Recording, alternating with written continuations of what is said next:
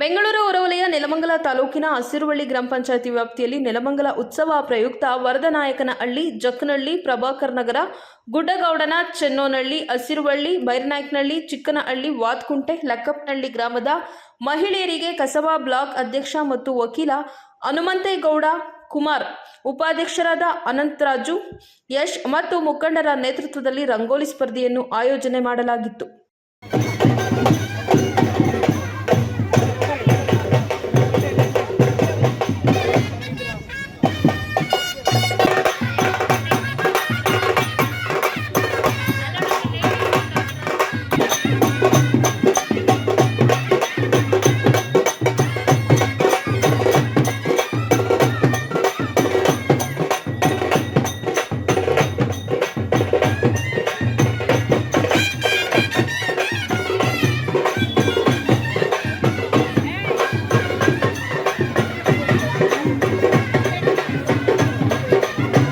ಈ ರಂಗೋಲಿ ಸ್ಪರ್ಧೆಯಲ್ಲಿ ಸರಿಸುಮಾರು 1500ಕ್ಕೂ ಹೆಚ್ಚು ಮಹಿಳೆಯರು ರಂಗೋಲಿ ಸ್ಪರ್ಧೆಯಲ್ಲಿ ಭಾಗವಹಿಸಿ ರಂಗೋಲಿ ಬಿಡಿಸಿದ್ದರು.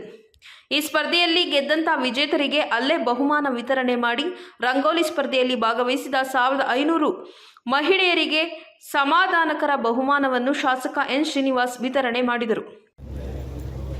ಸರ್ಕಾರದ ಕೆಲಸ ಕಾರ್ಯಗಳನ್ನು ಅಂದರೆ ರಸ್ತೆ ಚರಂಡಿ, ಲೈಟು ಮುಂತಾದ ಸರ್ಕಾರದ ಕೆಲಸ ಕಾರ್ಯಗಳು ಏನು ಮಾಡಬೇಕು, ಸೇವೆ ಮಾಡಬೇಕು ಅಂತೇಳಿ ನೆಲಮಂಗಲ ಉತ್ಸವ ಅಂತ ಕಾರ್ಯಕ್ರಮ. ನಂತರ ಮಾಧ್ಯಮದ ಜೊತೆ ಮಾತನಾಡಿದ ಹಸಿರುವಳ್ಳಿ ಗ್ರಾಮ ಪಂಚಾಯಿತಿ ಮಾಜಿ ಉಪಾಧ್ಯಕ್ಷರಾದ ಅನಂತರಾಜು, ಮಹಿಳೆಯರು ಮುಂಜಾನೆ ರಂಗೋಲಿ ಬಿಡಿಸುತ್ತಾರೆ. ಇತ್ತೀಚಿನ ಕಾಲದಲ್ಲಿ ರಂಗೋಲಿ ಬಿಡಿಸುವವರ ಸಂಖ್ಯೆ ಕಡಿಮೆಯಾಗುತ್ತಿದೆ.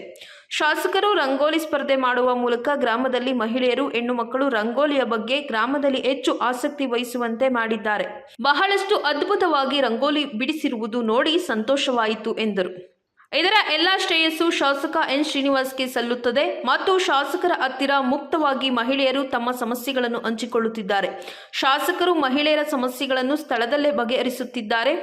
ಶಾಸಕರು ಪ್ರತಿಯೊಂದು ಮಹಿಳೆಯರ ಮನೆ ಬಾಗಿಲಿಗೆ ಹೋಗಿ ರಂಗೋಲಿ ಸ್ಪರ್ಧೆಯ ಬಗ್ಗೆ ಅವರ ಅಭಿಪ್ರಾಯಗಳನ್ನು ಕೇಳುತ್ತಿದ್ದಾರೆ. ಇಂತಹ ಶಾಸಕರು ಎಲ್ಲಿ ಸಿಗುತ್ತಾರೆ? ಅಭಿವೃದ್ಧಿ ವಿಚಾರದಲ್ಲಿ ನಾವು ಏನು ಹೇಳುವ ಆಗಿಲ್ಲ. ಎಲ್ಲ ಅಭಿವೃದ್ಧಿ ಕೆಲಸಗಳನ್ನು ಶಾಸಕ ಎನ್ ಶ್ರೀನಿವಾಸ್ ಮಾಡುತ್ತಿದ್ದಾರೆ.